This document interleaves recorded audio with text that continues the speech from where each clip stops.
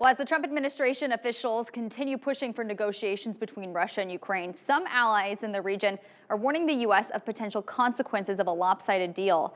Mary Alice Parks has our coverage in Washington.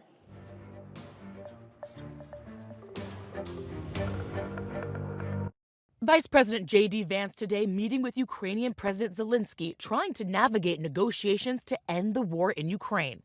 We want the war to come to a close. We want the killing to stop. We want peace very much, but we need real security guarantees. The high-stakes talks followed President Trump's separate calls with both Russian President Vladimir Putin and Zelensky this week.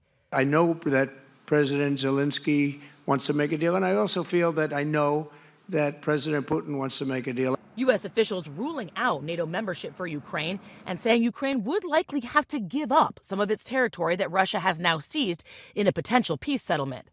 The European Union's top diplomat warning against a, quote, dirty deal that could appease Putin. In Poland today, Defense Secretary Pete Hegseth reiterated the U.S. position and added that no American troops would be involved in guaranteeing peace. The reality of U.S. troops in Ukraine is unlikely. The reality of Ukraine membership in NATO as a part of a negotiated settlement, unlikely.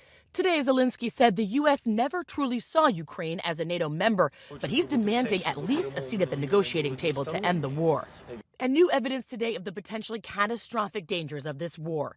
CCTV showing an armed drone striking the protective shield over a reactor at the Chernobyl nuclear power plant. Ukraine blaming Russia, Russia denying involvement.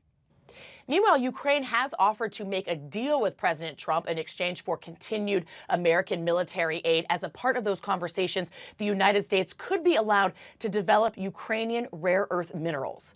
Mary Alice Parks, ABC News, Washington.